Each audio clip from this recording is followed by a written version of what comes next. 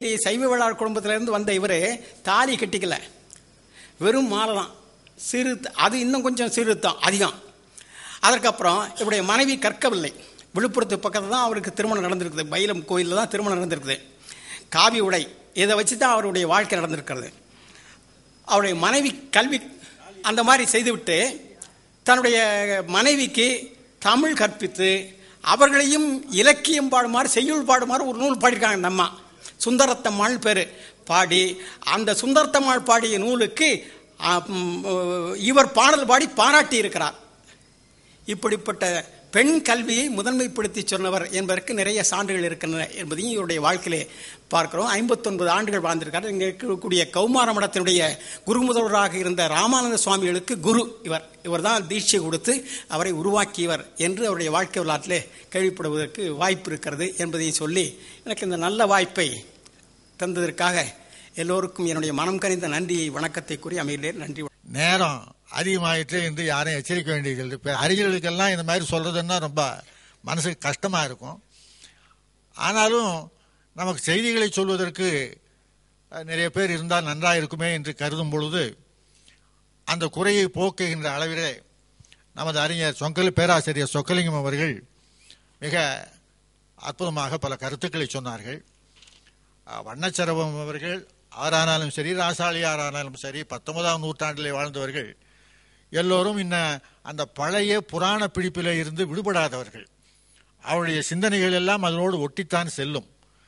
அப்படி சென்றாலும் கூட அந்த பழமை அல்லது சமய சார்ந்த கருத்துக்களிலே கூட சில உணர்வுகள் உயர்ந்த உணர்வுகளாக இருப்பதை பார்க்கிறோம். சில போக்குகள் அற்புதமான போக்குகளாக இருந்ததையும் பார்க்கிறோம். நான் பெங்களூரில் இருக்கும் பொழுது இந்த மாதிரி ஒரு கூட்டத்துக்கு போயிருந்த பொழுது அங்கே வானொலியில் பணியாற்றிவிட்டு ஓய்வு பெற்ற ஒரு நடேசனார் என்று சொல்லக்கூடியவர். அவர் தன்னுடைய உரையிலே பல செய்திகளை சொன்னார். அதெல்லாம் நான் மறந்துட்டேன். பெங்களூரில் நான் கிட்டத்தட்ட ஒரு 50 ஆண்டுகளுக்கு முன்னால் சட்டம் பயின்ற பொழுது நான் இந்த மாதிரி கூட்டங்களுக்கு போன நிகழ்ச்சியை சொல்கிறேன். அப்பொழுது அவர் வாயிலாகத்தான் எதை நான் கேட்டேன் என்று சொன்னால், இருந்தமிழே உன்னால் இருந்தேன், ஆனால் விருந்தமிழ்தம் என்றாலும் வேண்டேன் என்று சொல்லக்கூடிய அந்த சொல்லை சொன்ன உடனே எனக்கு உடம்பு முழுவதும் புல்லரித்தது. யார் சொன்னது, எப்படி சொன்னது என்பது எனக்கு தெரியவில்லை. அது தமிழ் வீடு தூது என்று சொல்லக்கூடிய நூலிலே இருக்கிறது என்ற செய்தியையும் அவர் சொன்னார். இருந்தமிழே உன்னால் இருந்தேன், வானோர் விருந்து அமிழ்தம் என்றாலும் வேண்டேன் என்று சொல்லக்கூடிய அந்த நூல். அதற்கு பின்னாலே அந்த நூல் எனக்கு கிடைக்குமா, தமிழ் வீடு தூது கிடைக்குமா என்று தேடினேன். தேடி அந்த நூல் கிடைத்தது. ஒரு பழைய சுவடி பழைய நூல் ஒன்று கிடைத்தது.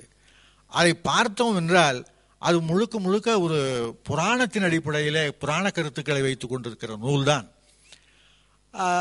அந்த நூலிலே இப்படிப்பட்ட ஒரு உயர்ந்த தமிழினை காக்கக்கூடிய தமிழ் பின்னாலே நம்முடைய பாவேந்தரவர்கள் புரட்சி கவிஞர்கள் சொல்வார்களே, எங்கள் வாழ்வும் எங்கள் வளமும் மங்காத தமிழ் என்று சங்கே முழங்கு என்று சொல்வார்களே, அந்த கருத்தை தாங்கிய அந்த தமிழ் விடு தூது பல புராண கதைகளை கொண்டிருந்தாலும் கூட இருந்தமிழே உன்னால் இருந்தேன் என்று சொல்லக்கூடிய அந்த கருத்தை கொண்டிருப்பதை போன்றுதான் வண்ணச்சரவர் போன்றவர்கள் எல்லாம் அந்த காலத்திலே முழுவதுமாக பழமையிலே இருந்து விடுபடாட்டாலும் கூட உயர்ந்த கருத்துக்களை சொல்கிறார்கள், உயர்ந்த வாழ்வு வாழ்ந்திருக்கிறார்கள், சீர்திருத்தங்களை சொல்லியிருக்கிறார்கள்.